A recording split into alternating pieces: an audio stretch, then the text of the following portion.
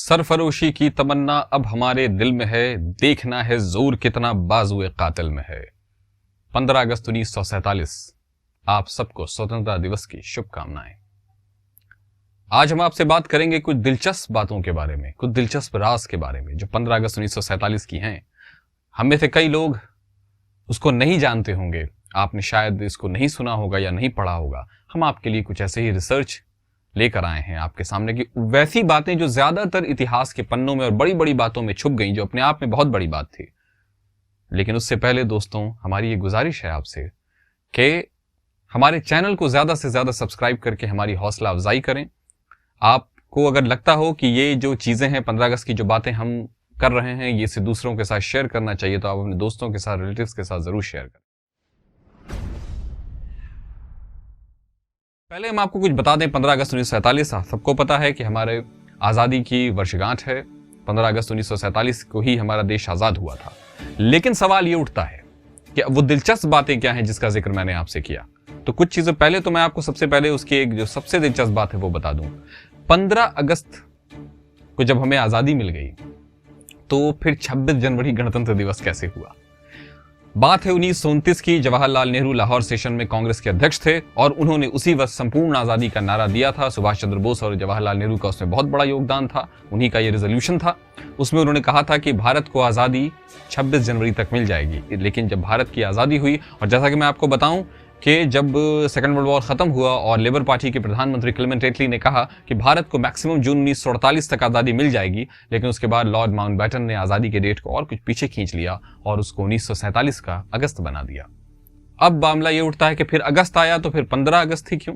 क्योंकि 15 अगस्त के साथ जो सबसे दिलचस्प घटनाओं में से या दिलचस्प बातों में से एक बात है, 15 अगस्त इसलिए चुना गया था कि जापान ने 1945 में इसी तारीख को आत्मसमर्पण किया था और ये उसका दूसरा साल था, इसलिए वो बहुत इंटरेस्टिंग माना जाता। अब मैं कुछ और बातें आपको बताऊं। क्या आपको पता है जब पूरा देश आजादी का जश्न मना रहा था, आजादी की खुशियां मना रहा था, उस वक्त देश के राष्ट्रपिता वहां नहीं थे। तो सवाल उठता है कि वो कहां थे? वो थे बंगाल के नवाखली में, जहां हिंदू और मुसलमानों में भयानक दंगे हुए थे। लोगों की जानें गाजर मूली की तरह कटी थी। जैसे लोग अपनापन, दोस्ती, यारी, साथ रहने की आदतें भूल गए थे और सिर्फ एक दूसरे के खून के प्यासे हो गए थे। उसी वक्त वो वहां थे। लेकिन ऐसा नहीं है कि उनको बुलाया नहीं। कांग्रेस के शीर्ष नेता पंडित जवाहरलाल नेहरू और सरदार वल्लभ भाई पटेल दोनों ने महात्मा जी को खत लिखा और कहा कि बापू, हम चाहते हैं कि आपके लीडरशिप में, आपके नेतृत्व में लड़ी गई आजादी की लड़ाई जिसमें हमें सफलता मिली है, आप उसमें आए और अपना आशीर्वाद दें। तो उसमें उन्होंने, जब बापू ने यह खत का जवाब दिया तो लिखा था, मैं कैसे आ सकता हूं आशीर्वाद देने और खुशी मनाने, जबकि देश का एक बहुत बड़ा हिस्सा जल रहा है, दंगों से पीड़ित हो रहा है। मैं दंगे को रोकने के लिए अपनी जान दे सकता हूं। यह पहली सच्चाई थी। अब मैं और कुछ दिलचस्प बातें आपको बताऊं जो बहुत ही जरूरी है। गांधी ने इस खत का जो भिजवाया, मैंने आपको बताया कि उन्होंने कहा कि हिंदू मुस्लिम एकता के लिए वो मर सकते हैं। दूसरी कहानी, जवाहरलाल नेहरू ने ऐतिहासिक भाषण ट्रिस्ट विद डेस्टिनी, जिसका मैंने आपको जिक्र किया था और जिसका वो मशहूर बयान है जिसमें खुद जवाहरलाल नेहरू कहते हैं कि, और मैं आपको बताऊं ट्रिस्ट विद डेस्टिनी के बारे में, कि ट्रिस्ट विद डेस्टिनी दुनिया के आधुनिक भाषणों में से, स्टेट्समैन की तरफ से दिए गए, राजनेताओं की तरफ से दिए गए सबसे मशहूर भाषणों में से एक है। इसकी गिनती दुनिया के महान भाषणों में से होती है। ये वही है जब रात के 12 बजे, जब 11 बजे वो असेंबली खुली और उसमें सब लोग गए, राजेंद्र प्रसाद उसके अध्यक्ष थे। उसी जवाहरलाल नेहरू ने 1 घंटे के बाद, जब पूरी दुनिया सोएगी, the India world will sleep and India will awake, जब पूरी दुनिया सोएगी, भारत जागेगा। जवाहरलाल नेहरू का ये स्पीच था। तो उसमें ट्रिस्ट विद डेस्टिनी 14 अगस्त की मध्य रात्रि को वायसराय लॉज, जो आज का राष्ट्रपति भवन है, उस वायसराय लॉज हुआ करता था, उसमें उन्होंने दिया था। नेहरू प्रधानमंत्री नहीं थे, लेकिन मैंने जैसा कि आपको बताया, जब असेंबली लगी हुई थी और लोग उसमें आए थे, अभी वो प्रधानमंत्री नहीं बने थे, पूरी दुनिया ने सुना था, लेकिन गांधी ने इसको नहीं सुना था, क्योंकि उस दिन गांधी सवेरे सो गए थे। ये दूसरी दिलचस्प बात है। ये स्पीच 12 बजे आई होगी और महात्मा गांधी 9 बजे सो गए थे।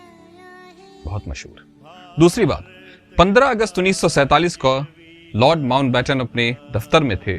दोपहर में नेहरू ने उन्हें मंत्रिमंडल की सूची कि कौन कौन मंत्री सौंपे और इंडिया गेट के पास प्रिंसेस गार्डन में एक सभा को संबोधित किया। ये कम लोग जानते हैं। अब आइए कुछ चीजें और मैं बता दूं।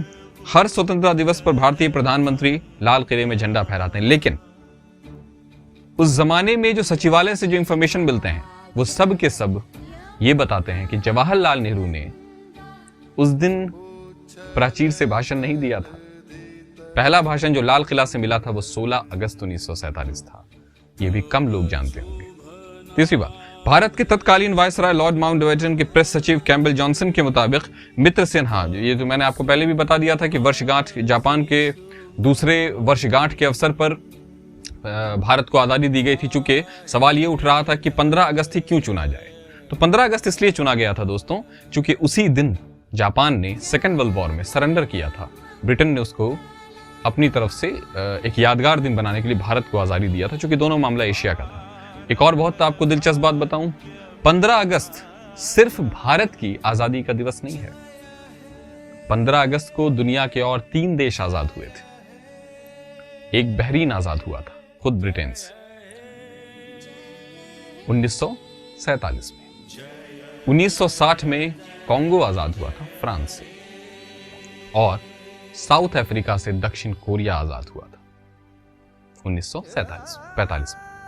ये भी हमें याद रखनी चाहिए, ये बहुत ही कम लोग जानते हैं इसको।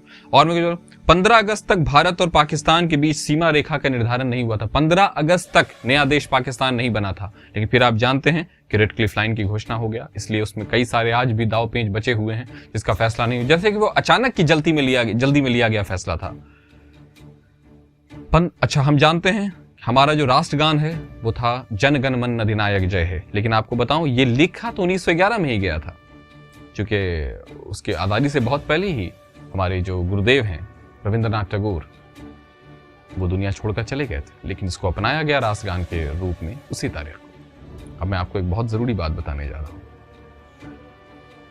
भारत की आज़ादी का जो फैसला है, या भारत की आज़ादी का मतलब क्या है? भारत की आज़ादी का मतलब है ट्रांसफर ऑफ पावर, यानी ब्रिटेन के व्हाइट लोगों से लेकर भारत को सत्ता रूपांतरित कर देना या सौंप देना। ये बहुत महान दिन था। इस दिन ये जो अक्सर लोग इसे कहते हैं कि ये सिर्फ ट्रांसफर ऑफ पावर था, नहीं, ये ट्रांसफर ऑफ पावर नहीं था। एक साम्राज्य टूट रहा था और एक नया देश उभर रहा था, एक नई सभ्यता उभर रही थी भारत के रूप में, नए भारत के रूप में, आजाद भारत के रूप में। अब मैं आपको और जो कुछ चीजें रह गई हैं वो बता दूं। 15 अगस्त भारत के अलावा 3 अन्य देशों का रह चुका, ये मैंने आपको बता दिया। बाकी चीजें सब हमने बता दी जो इससे जुड़े मजेदार कहानियां। एक बात मैं आपको आखिरी में बताऊं जो इससे जुड़ी बहुत महान बात है।